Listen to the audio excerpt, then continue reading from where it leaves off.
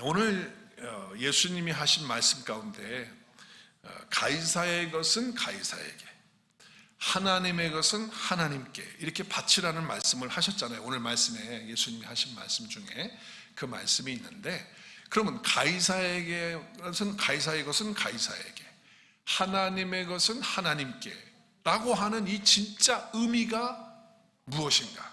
진짜 의미가 무엇인가? 이 진짜 가이사의 것은 가이사에게, 하나님의 것은 하나님께라고 하는 이 진짜 의미, 이 정말 의미가 뭔지 오늘 말씀을 통해서 우리가 살펴보기를 원해요. 예수님은요, 오늘 이 말씀을 하시게 된 이유가 있죠. 왜 그러냐면 조금 전에 예수님이 포도원에 있는 악한 농부들에 대한 비유를 말씀하셨어요. 악한 농부들이에요. 근데 그 악한 농부들은 바로 누구였냐면 서기관들과 지금 대제사장들을 자기를 가리켜서 그 비유를 한 것을 다 알았어요. 눈치를 챘어요. 다 알았어요. 그래서 화가 난 거예요. 화가 났어. 화가 나가지고 이거 정말 저 예수를 어떻게 해서든지 잡아야 되겠어. 잡아가지고 혼을 내주든지 넘겨가지고서 죽이든지 해야지 되겠다. 이래가지고 사람을 보내가지고 엿보게 하는 거예요. 예수님이 무슨 말을 하나 엿보는 거예요. 그래서 책 잡아가지고 그 사람들을 보내서 예수님을 체포하는 그런 일을 하려고 아주 간교한 계략을 지금 쓰고 있는 것이죠. 그래서 오늘 말씀에 보면 바로 여기 지금 엿보다라고 하는 말이 20절에 있는데, 이 엿보다라고 하는 말은 헬라어의 파라테오예요. 파라테오. 근데 이 파라테오라고 하는 단어는 우리가 그냥 엿보다 그러면 그냥 이렇게 엿보는 것처럼 생각하는데 그 의미는 적대시하는 거예요. 그러니까 지금 예수님을 적대시하고 있잖아요. 적대시하면서 몰래 가만히 있으면서 때를 노리는 거예요. 책 잡으려고. 그러면서 기다리고 있는 거, 이게 엿보는 거예요. 이 파라테라고 하는 단어가. 그래서 여러분, 제가 여러분 성경 읽을 때 요새 좋은 성경이 하나 나왔다. 예수와 직역 성경이 나왔다. 귀한 우리 집사님이 발간했잖아요. 그래서 다 좀 웹을 깔아서 보라고 했는데, 저는 매일 읽어요. 그 말씀을 매일 지금 그 성경으로 보고 있는데, 거기에 20절을 보니까 이렇게 되어 있어요. 예수와 직역 성경에 이렇게 되어 있어요. 그들이 파라테레오, 이 직역을 썼어요. 직역. 그러니까 파라테레오라고 하는 그리거를 썼어요. 그리고서는 가로 열고서는 적대시 감시. 그러니까 적대시 하면서 엿보는 거예요. 딱 기다리고 있다가 틈을 잡아가지고 그냥 딱 잡으려고 하는 그게 바로 파라테로라고 하는 번역으로 직역을 했어요. 여러분이 우리 다음 세대들도 이 성경을 좀 다 핸드폰에 깔아서, 여러분이 가지고 있는 성경이 이렇게 안 나오거든요. 어떤 번역도 이렇게 안 돼 있어요. 이걸 좀 보시면서 참고하시면 아주 유익할 것 같다라고 하는 생각을 하게 됩니다. 그래서 다 좀 설치를 했으면 좋겠어요. 자, 이렇게 사탄에게 이용을 당하잖아요. 이게 다 사람들이 이용당해요. 사단 마귀에게 이용당하는 거예요. 사단 마귀에게 이용당하면 어떻게 되냐? 첫째는 예수님을 적대시하는 거예요. 그리고서는 예수님을 적대시할 뿐만 아니라 교활해지고 악해지는 거예요, 사람. 이게 사단에게 이용당하면 그러는 거예요. 그래서 여러분, 마귀가 하는 짓을 보면 전부 다 그런 거예요. 그래서 우리가 방심하거나 정신 안 차리면 안 돼요. 깨어 있어야 되는 거예요. 그래서 자, 그러면 사단 마귀와 관련해서 우리가 꼭 알아야 되는 것이 있어요. 사단 마귀와 관련해서 우리가 꼭 알아야 되는 것들이 있더라고요. 그게 뭐냐? 첫 번째는 사단의 공격은 반드시 받게 되어 있다는 거예요. 내가 예수를 믿는다고 하면, 내가 그리스도인이 되었다고 한다면 사단의 공격은 반드시 있다. 항상 나를 공격하려고, 우리가 틈을 잡으려고 그냥 여기 지금 적대시하면서 감시하고 엿보는 것처럼 그렇게 하고 있다는 거예요. 그래가지고 딱 틈이 있으면 그냥 그때 공격을 하려고 기다리고 있는 사단의 세력이 있다는 사실을 우리는 알아야 돼요. 우리는 사단의 이 공격을 절대 피할 수가 없어요. 내가 예수님 믿으면, 그리스도인이 되면 절대 피할 수가 없어요. 공격을 계속해요. 그때 내가 그냥 피하고 도망가고, 그게 아니라 우리가 그 공격을 어떻게 이길 것인가, 이것을 생각해야 되는 거예요. 뚫고 나가야 되는 거예요. 이미 예수님이 이기셔놓기 때문에, 이기신 그 예수님이 내 안에 있기 때문에 우리 이겨놓은 거거든요. 그래서 승리를 누려야 된다, 그 말이에요. 그러니까 정신 차려야 돼요. 사단의 공격은 반드시 나에게 있다. 항상 공격하려고 노리고 있다. 엿보고 있다. 두 번째는 이 사단의 마귀의 공격은 때와 장소를 가리지 않아요. 때와 장소가 없어요. 뭐 사단 마귀가 뭐 때를 가립니까? 무슨 장소가 뭐 어디 교회니까 교회에서는 안 합니까? 아니에요. 교회 안에서도 사단이 공격해서 교회에서 싸우잖아요. 이 공격을 한단 말이에요. 가리지 않아요. 절대 안 가려요. 그러니까 얼마나 사단이 말이죠. 그래서 여러분 보면 1년 365일 사단 마귀는 나를 공격하려고 그냥 착 노려보고 째려보고 적대시하고 있다는 사실을 분명히 마음에 가지고 있어야 되는 거예요. 그러나 두려워하지 마십시오. 이미 이기신 예수님이 내 안에 계시니까 예수님 바라보면 승리하는 겁니다. 할렐루야. 네. 자, 그리고 사단 마귀 공격은요, 이 방향이 없어. 방향이 그냥 안팎에서 다 오는 거예요. 그냥 이게 뭐 사단의 공격이 항상 요런 방향으로 오는 게 아니에요. 내 안에서도 막 나오고요, 바깥에서도 오고요, 가까운 친구로부터 오고 가족으로부터 오고 이게 주체할 수 없이 방향 없이 그냥 막 오는 거예요. 그렇기 때문에 우리가 정신 차려서 깨어 있어야 된다. 주님이 말씀하셨잖아요. 깨어 기도하라고, 정신 차리라고. 우는 사자같이 우리를 삼키려고 덤빈다고 말씀하고 있단 말이에요. 또한 사단의 공격은 굉장히 절묘한 타이밍이에요. 한테 사단의 공격도요, 타이밍이 절묘해요. 그리고 얼마나 교활한지 몰라. 교활. 이게 참 여러분 정신 차려야 돼요. 사단 공격은요, 굉장히 천사로 가장을 하는 정도니까 얼마나 절묘합니까? 그리고 교활하단 말이에요. 그렇기 때문에 우리가 자칫 잘못하면 넘어가는 거예요. 알면서도 넘어갈 때가 있다, 그 말이에요. 네, 그래서 우리가 이 사단의 공격을 정신 차려야 되는데, 오늘 이 모습이, 이 절묘하고 교묘한 이 사단의 모습이 이 사람들을 통해서 오늘 보여주고 있는 거예요.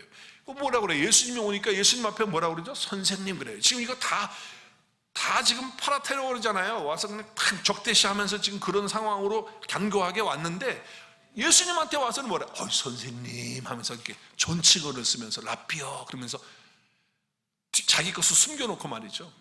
얼마나 교활해. 그러면서 뭐라 그러냐면, 당신은 바른 말씀을 하시고 또 그 좋은 말씀을 가르치시고 바르게 가르치시고 사람을 외모로 취하지 않고 그리고 뭐라 그래요? 진리로서 하나님의 도를 가르치는 분이 당신입니다. 그래요. 이게 맞는 말이에요? 틀린 말이에요? 맞는 말이에요. 정확한 말이에요. 그런데 그 속에는 뭐가 들었어요? 지금 이렇게 말은 하고 있지만, 겉으로 이렇게 말을 하고 있지만 속으로는 뭐예요? 적대시하고 지금 뭐예요? 어떻게 해서든지 감시하면서 지금 공격을 하려고 책 잡으려고 있는 게 그 마음에 있는 거예요. 마음속엔 덫을 쳐놨잖아요. 덫을, 트랩을 쳐놨잖아요. 예수님을 잡으려고. 그런데 겉으로는 지금 뭐예요? 얼마나 이 천사 같은 말을 합니까? 그리고 정확한 말이긴 해요. 이렇게 사단 마귀가 온다는 거죠. 너무 교활하게 오는 거예요. 그러면서 예수님한테 질문을 하잖아요. 뭐라고 질문하죠? 질문이 뭐예요? 우리가 가이사에게 텍스를 내는 것이 그건 맞는 겁니까? 내야 되지요? 아니면 내지 않는 게 맞습니까? 아주 그냥 지금 로마의 식민지가 돼가지고 지금 이스라엘이 잡혀 있는 때잖아요. 지금 그래서 로마의 정치 아래에 있는데 올무를 놓는 거예요. 정치적으로 갉아먹기 위해서 딱 예수님을 잡으려고 지금 이렇게 질문을 던지고 있는 거예요. 여러분, 이거는요 대답하기 곤란한 OX 문제예요. 정말 이거는 요렇게 해도 걸리고 저렇게 해도 걸리는 거야. 두 개 다 걸려요. 안 걸리는 게 없어. 자, 왜 걸리냐? 자, 가이사에게 세금을 바쳐야 된다고 예수님 만약 그렇게 얘기하잖아요. 야, 가이사한테 세금 바쳐야지, 당연히 그렇게 해야지, 이렇게 하잖아요. 그러면은요, 로마 황제를 섬기라는 말입니까? 이렇게 나옵니다. 왜냐하면 그 지금 세금을 바치는 그 데나리온 동전에, 또 그 화폐에 그 당시에 황제의 이름과 또 황제는 신이다라고 하는 그것이 써 있어요. 그 동전에.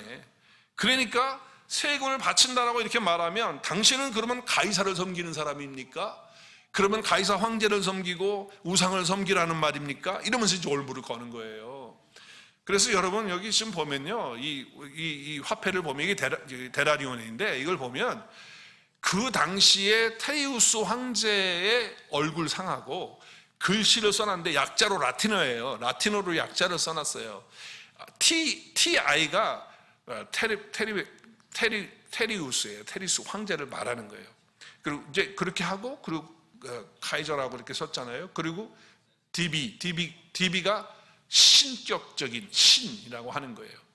그리고 필리로스라고 하는 것이 아들이니까, 그러니까 지금 그거를 갖다가 더 크게 말하면, 동전에는 약자로 이렇게 대문자로 써 있지만 그거를 풀면은 뭐냐면, 테베리우스는 카이사르이고 황제이고, 신격 같은 그 아버지 아우구스투의 아들이다. 그러니까 신이라는 거예요. 나는 신이다라고 하는 그게 있는 거예요. 동전에 그렇게 되어 있는 거예요. 그러면 예수님이 거기다 대고 가이사에게 세금을 내야 된다 이렇게 말하면, 분명히 그러면 당신은 가이사를 믿습니까? 황제를 믿습니까? 이렇게 하면서 이제 딱 트집을 잡아가지고 하려고 이제 그렇게 하는 거예요. 그러면 당신은 타협하는 겁니까? 우상을 섬기라는 겁니까? 우리 보러? 이제 이렇게 나와요. 반대로 가이사에게 세금을 내지 마라 이렇게 말한다고 하면, 공식적으로 로마에게 반대 입장을 하는 거예요.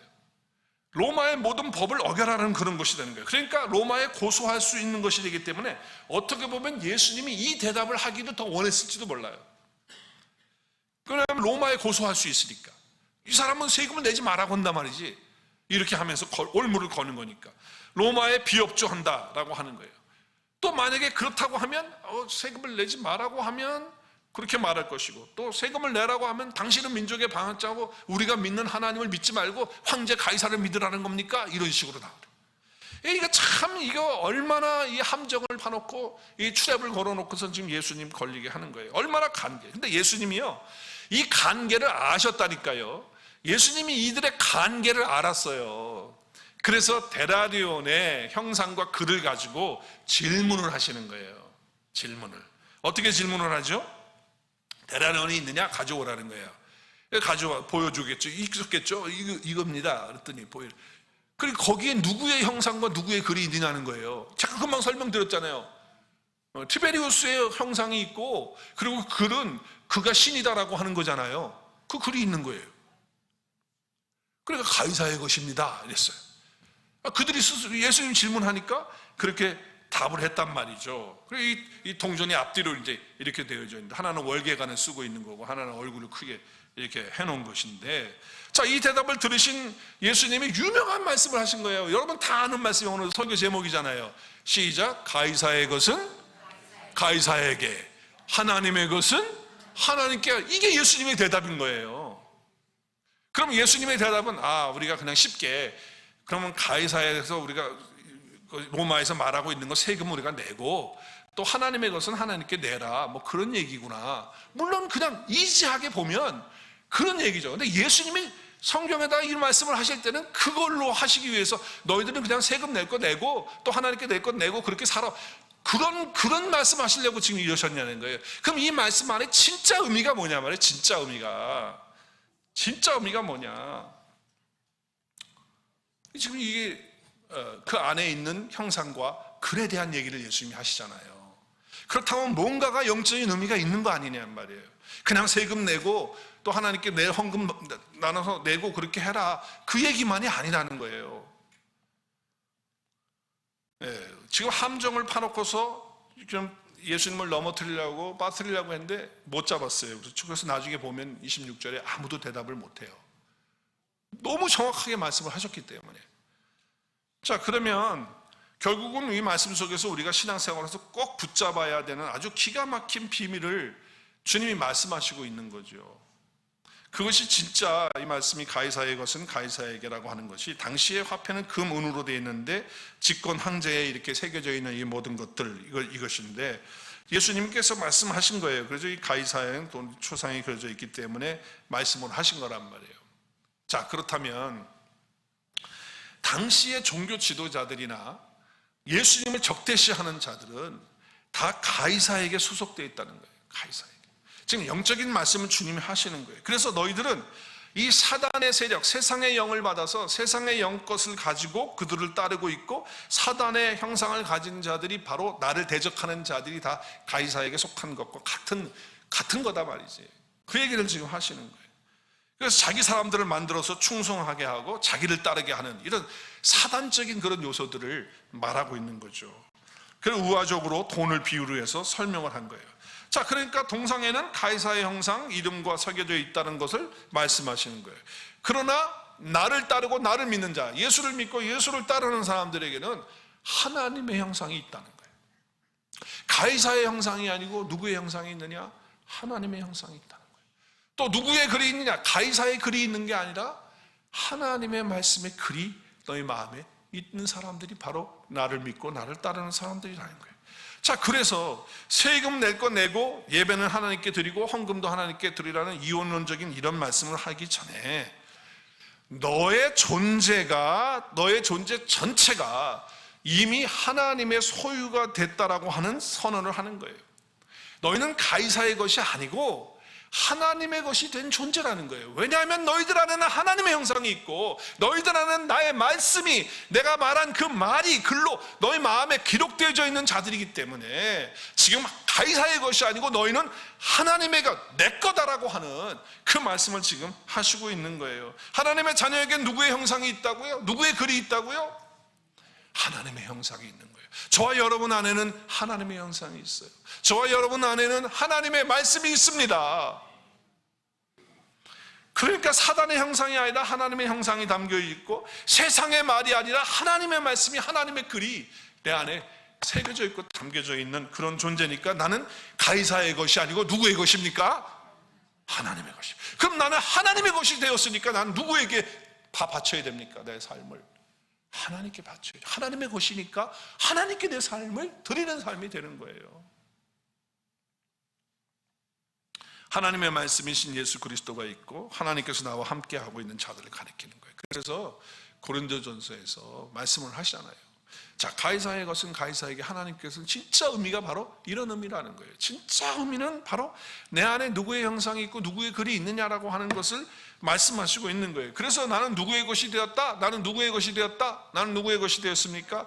너희는 그리스도의 것이다. 그리스도는 하나님의 것이고 너희는 그리스도의 것이 되었다고 고린도전서 1장 23절 말씀이 안 나오는데 그 말씀이 그거예요. 자, 나는 하나님의 형상에 새겨진 하나님의 것이에요. 우리 같이 이사야서 43장 1절 같이 읽어요. 시작. 야곱아, 너를 창조하신 여호와께서 지금 말씀하시느니라. 이스라엘아, 너를 지으신 이가 말씀하시니라. 너는 두려워하지 말라. 내가 너를 구속하였고 내가 너를 지명하여 불렀나니 너는 내 것이라. 왜? 너는 너 안에 뭐가 있기 때문에, 내 형상이 있기 때문에, 내 말이 너 안에 있기 때문에. 너는 누구의 것이에요? 내 것이다. 나는 누구의 것입니까? 하나님의 것이 되었다라고 하는 거예요. 내가 내 것이 아니에요. 나는 세상의 것이 아닙니다. 가이사에게 속한 사람이 아니에요. 내 이름을 넣고 이제 선포해야 돼요. 하나님 말씀하시는 거예요. 너는 내 것이라고 하나님 말씀하시잖아요. 그러면 자기 이름을 넣고 한번 말해보자고요. 양성우, 너는 하나님의 것이라고 말씀하신다. 시작. 양성우, 너는 하나님의 것이라고 말씀하신다. 자기 이름 넣고 시작. 양성우는 하나님의 것이라고 말씀하신다는 거예요. 내 거라고. 내가 누구인지를 모르면 안 되는 거예요. 내가 누구인지를. 그러니까 인생을 비참하게 방황하면서 살아가는 거예요. 내가 하나님의 것이 되었다. 나는 하나님의 것이다. 내 안에는 하나님의 형상이 있다. 그리고 하나님의 말씀이 내 안에 있다. 나이가 좀 들어서 얼굴이 좀 늙을 수 있어요. 저도 옛날 사진 보니까 팽팽하더라고요. 지금에 비해서. 그래서 어떨 때는 옛날 사진 보니까 좀 그래, 안 보고 싶어. 그래서 낡았어요. 나도 중고가 됐어, 이제. 나도. 근데 하나님의 것임을 딱 붙잡을 때 당당해지는 줄로 믿습니다. 여러분의 거울을 보시면서 이렇게 주름이 이렇게 많아, 이게 왜 이렇게 나이가 들어, 이러지 마시고 얼굴을 딱 보시면서 그런 생각이 들 때, 야, 늙었구나, 주름이 있구나, 이제는 난 뭐 죽을 때 다 됐나 보다, 이런 생각이 들어올 때 선포하십시오. 자기 이름을 부르면서 양성우는 하나님의 것이다. 할렐루야. 여러분 당당해집니다. 우리 마음속에 이미 하나님의 말씀이 왔고 예수 그리스도의 영이 오시면서 빛이 들어왔어. 우리 안에 빛이, 영광의 빛이 우리 마음에 비춰졌어요. 그래서 이제 우리 얼굴 고치지 않아도, 얼굴이 좀 쭈글쭈글해도, 좀 기운이 없어도 아침마다 말씀 읽고 묵상하고 큐티하면서 이 말씀이 마음판에 새겨진 것을 확인하면서 나는 주님의 것이야 라고 이렇게 말할 수 있기를 바라요. 그렇게 하루를 한번 시작해 봅시다. 내일 아침에 일어나서 나는 주님의 것이야라고 한번 시작해 봅시다. 그게 선포하고 달라질 겁니다. 아마 달라질 거예요. 내가 믿고 영접한 예수 그리스도가 하나님의 형상이잖아요. 그 영광의 복음의 광채가 우리 가운데 비쳤다는 거예요. 그래서 고린도후서 4장 4절에 그리스도는 하나님의 형상인 거예요. 근데 그리스도가 어디 안에 와 계세요? 내 안에 와 계시면 나는 하나님의 형상이 있는 사람이 없는 사람이야. 있는 사람. 그 영광의 광채, 복음의 광채가 비춰져서 내 안에 그리스도 때문에 들어온 거예요. 어마어마한 것이죠. 4장 6절에도 보면 어두운데 빛이 있으라 말씀하셨던 것처럼 내가 어두움 가운데 있었는데 주님께서 우리를 부르셔서 우리를 사랑하셔서 예수님 우리를 대신해 십자가 죽으시고 부활하시면서 뭐라고 말씀하세요? 빛이 있으라 하고 말씀하시는 것처럼 그렇게 오면서 하나님의 영광을 아는 이 그노시스, 이 지식이 하나님의 영광을 아는, 하나님을 아는 그 지식이 빛을 통해서 내 마음에 비춰지는 거예요. 그래서 알게 되는 거예요. 하나님을 알게 되고 믿게 되고 그 예수 그리스도와 내가 함께 사는 놀라운 축복을 얻게 되면서 빛의 삶을 사는 거예요. 밝은 삶을 사는 거예요. 어두움의 삶이 아니고 밝은 삶, 기쁨의 삶, 평강의 삶을 사는 거예요. 나는 하나님의 것이 되었기 때문에 그런 것이죠. 또한 나는 하나님의 형상과 글이 있는 그리스도의 편지가 됐어요. 글은 편지잖아요. 그래서 사도 바울이 뭐라 했어요? 그리스도의 편지라는 거, 우리는 그리스도의 편지. 내 안에 하나님의 말씀이 새겨졌어요. 옛날엔 돌판에다가 썼죠? 근데 지금은 어디에 있어? 어디에? 내 마음판에다가 뭐가 써져 있어요? 뭐가? 말씀이, 글이, 하나님의 글이 여기 새겨져 있는 거예요. 그러니까 나를 볼 때 사람들이 하나님을 보는 거죠. 나를 볼 때 하나님의 형상을 보는 거예요. 옆에 있는 사람이 나를 볼 때 내가 안에 새겨져 있는 말씀을 보니까 그 영광의 광채를 보게 되는 거란 말이에요. 자, 그래서 우리가 행동 하나, 말 하나, 우리가 그리스도의 편지로서의 그 새겨져 있는 그것들을 보여줄 수 있는 우리 말 속에서, 우리 행동 속에서 그런 삶이 나와야 된다는 거예요. 아무리 사단 마귀가 공격해도 나는 하나님의 것으로서 하나님의 글과 하나님의 형상이 내 안에 있는 자라고 하는 것을 믿고 확실하고 선포하면 어떤 상황이라도 그 상황 다 끝난 줄로 믿으시기를 바랍니다. 다 끝났어요. 그 상황, 어떤 어려운 상황도 하나님의 내 안에 형상이 있고 하나님 쓰신 글이 내 안에 있는데 뭐가 두려워요? 뭐가? 나는 내 안에 하나님의 형상이 있고 하나님이 쓰신 그 편지, 그 말씀이 마음판에 있는 자가 맞습니까? 안 맞습니까? 맞아요? 나 그런 자예요? 가이사의 것은 가이사의 것이고 하나님의 것은 하나님의 것이에요.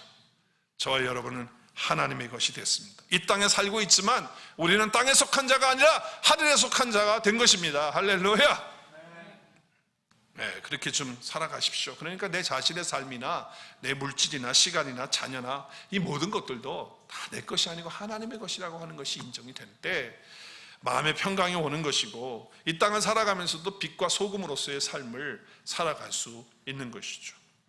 자, 그러면 하나님의 형상과 그를 닮은 사람으로서 마음에 새겨진 자라서 우리가 어떻게 살아야 돼? 어떻게? 내가 그 사람이 맞다면 하나님의 형상과 글이 쓰여져 있는 그런 존재가 나라고 하는 것, 그럼 하나님께 드려진 자가 됐는데, 그러면 정말 그렇다고 한다면 이제 어떻게 그러면 살아야 될까? 어떻게?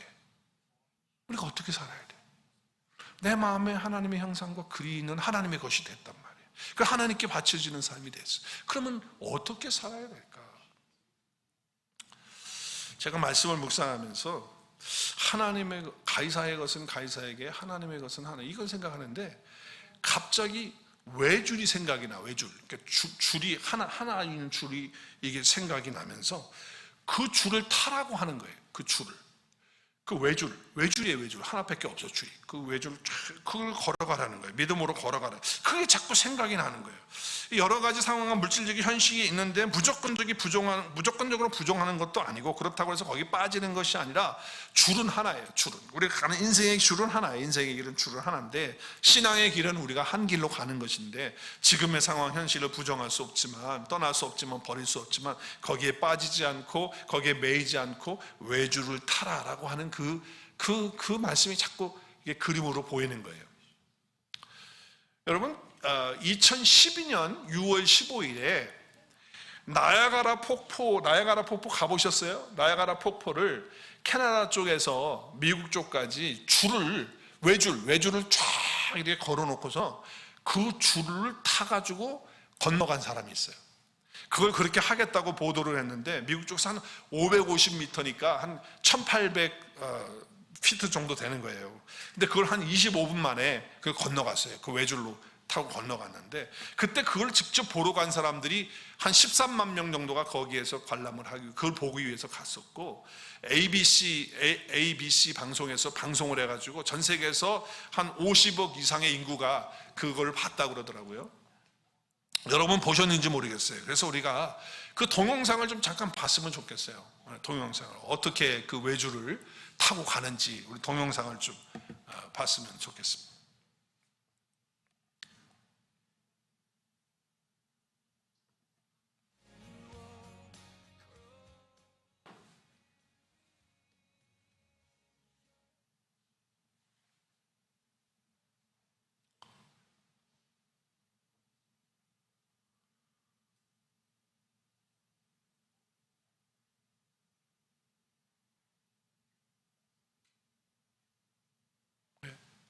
안 나와요?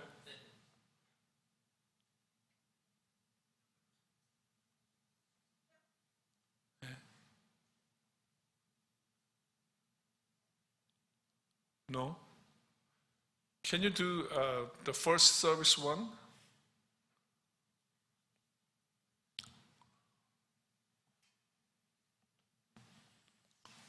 First service에서 플레이 되는데.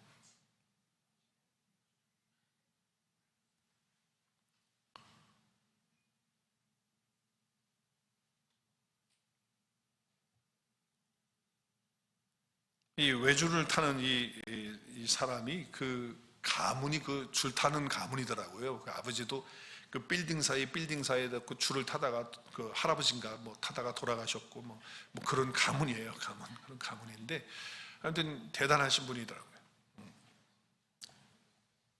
뭐 짧은 영상이니까 한번 보시면 좋겠습니다.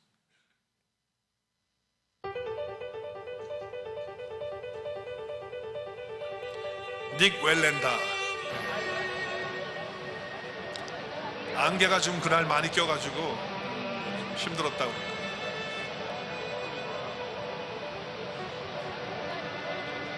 네, 장대로 밸런스를 잡아야 되겠죠?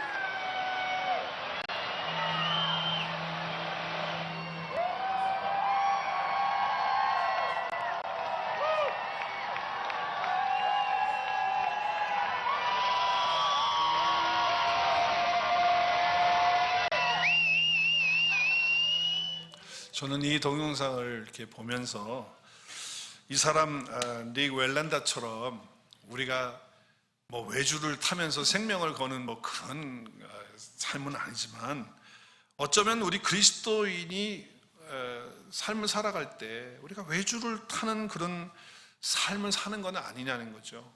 그래서 피할 수 없는 현실, 우리의 삶의 어떤 현장 가운데서 외주를 타야 되는 거예요. 쉽지 않을 때가 있어요. 물론 뭐 생명을 걸고 위협을 하는 뭐 이런 것들도 우리 가운데 있기는 하지만 직접적으로 있지 않지만, 물론 다른 민족이나 나라에서는 예수님 믿고 가는 길 때문에 정말 목숨을 걸고 생명을 걸고 예수 믿는 사람들도 있지만, 우리의 삶에는 그런 건 아니지만 우리가 신앙생활하는 나름대로 살아갈 때 정말 때로는 힘들 때가 있어요. 어려운 현실이라는 그 외주를 타면서 우리가 신앙의 삶을 살고 또 우리 이민 생활을 하는 그런 삶을 살다는 것이죠.